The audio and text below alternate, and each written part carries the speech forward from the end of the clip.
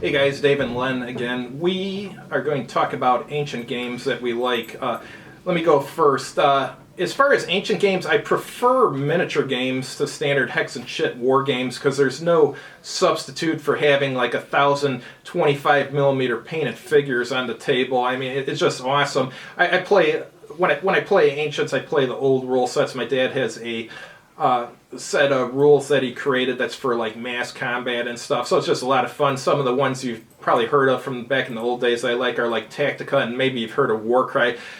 My favorite ancient game as far as miniatures is a house mutation of Warcry.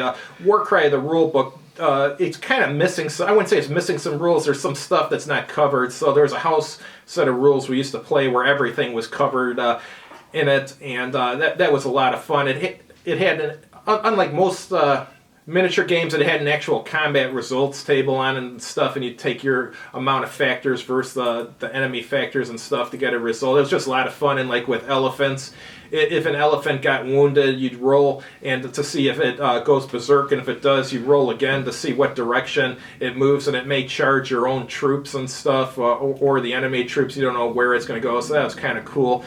And the house mutation we had rules for things like cart ballistas and stuff, which probably wasn't that historically accurate, but they were fun. And the light cavalry rules were for it were really cool. You could do things like if you had like a gap in an enemy line that was only like 3 inches wide, you could take your light cavalry unit and put it in like an oval formation, and they would be able to fire all their arrows through there, because it'd be like they were riding in a circle shooting when they got to that point. So no other rule set I know of did that. That wasn't from Warcry itself, that's just something we added. But yeah, we had a lot of fun with it and stuff. Some of the stuff we added probably wasn't that historical, but it was added for fun, and fun it was.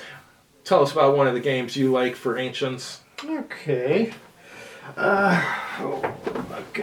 This Rome at War, Avalanche Prince, Rome at War, Fading Legions. Now this is one of my favorite periods of the ancient times, because I loved anything dealing with Rome near the end of the empire, because at the time not every Roman army is like this unstoppable force. So is this a late war? Or? Late war, yes. Oh, okay. These are in the AD. So it's mostly cavalry then? This is before they became Byzantine. Oh, okay. Gotcha. Think of between Constantine the Great and the Byzantine Empire. Gotcha. And that period. They are developing more cavalry, and at times they even have pike formations too.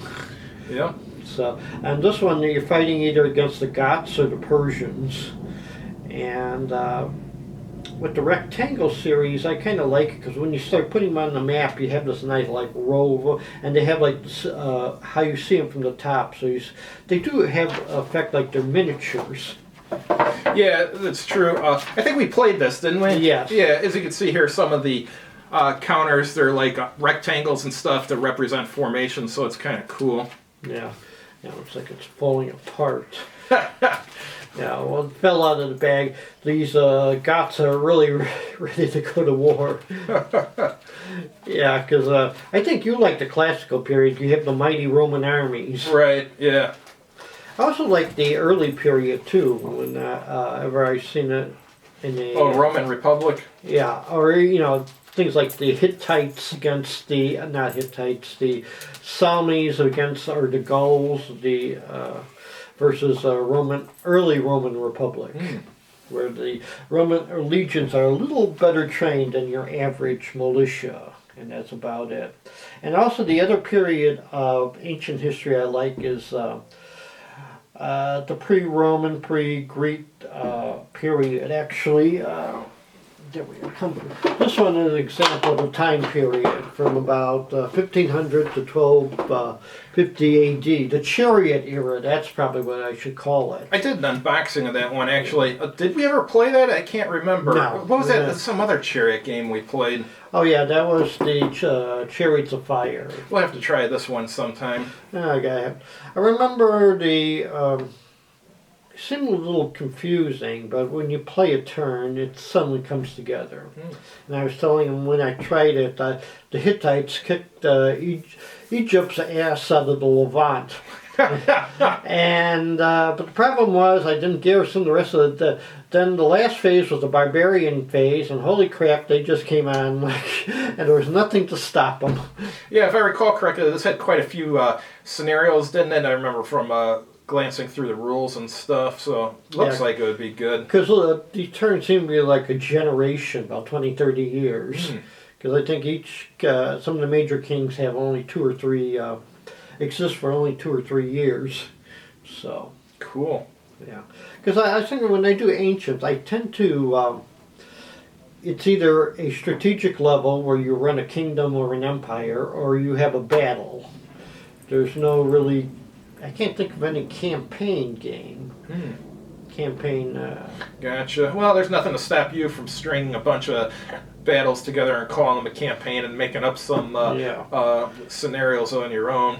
Oh wait, there's one Barbarians by 3W.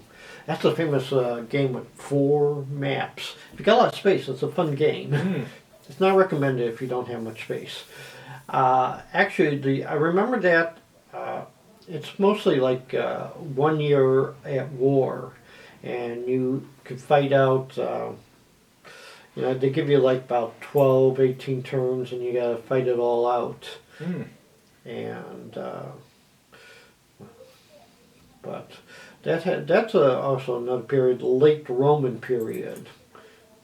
Because I think the earliest one had what was the one army with the Marius reforms. So when Marian reforms. Yeah. You mean? Yeah, I think that Marian reforms were what 80.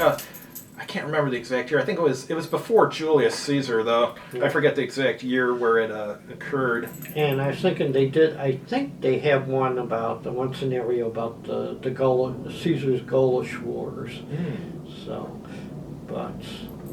and of course there's the classic Imperial Roman.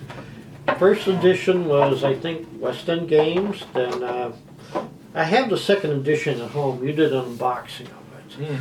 And that one, if you're really into Roman history, you want. And but the problem a lot of people get bogged down is that there's a lot of paperwork. Text collecting is very important. And sometimes it gets annoying because in one scenario this town exists, and in another scenario it doesn't. I think only Rome is really internal in that game. And there's a third edition now by Decision Games. And one thing I noted, it has the final Roman Persian War in the 6th century, where Hercules left troops in Constantinople. He trusted the leader and the troops and marched on the Persian capital, defeating everything in the home province. So Persia essentially had to surrender to Rome for the final time. Question for you. Remember that game we played? I think it was from LPS Publishing. I did a review on it. I just cannot think of the name of it. But it was about the battle in the Teutoburg Forest where the Romans lost those legions. Oh, yes, yeah. What'd you think of that? I thought it was all right. What'd you think of it? It was decent, but the situation was like... it's like a hopeless scenario. Yeah, if you're Roman. Yeah, that's true. Actually, I thought the only problem is they should figure out ways to options that maybe gave what happened if Herman hadn't became a traitor or Arminius, you mean? Arminius. Yeah, I think Arminius. I think Arminius was the traitor's name. Yeah. Well, I think he goes by both names, Arminius and Herman. Oh, okay, gotcha. Because I think some sources refer to him as Herman, some as Arminius. Gotcha. Yeah, I forget what the... Did do a good job, that game, of simulating the crowded combat in a forest. In ancient warfare, you want to be in precise formations and stuff, and when you're on a 3-foot wide trail in a forest, I mean, you can't hold the formation or anything, so everyone's just fighting one-on-one, basically. So that takes away the Romans' advantages in training and fighting as a unit. And when you're on a tiny little road like that, you can't really fight as a unit, so you lose a lot of your advantages. Or maybe I was thinking of somehow the Romans knew that they were being betrayed, and somehow they deployed differently or something. Yeah.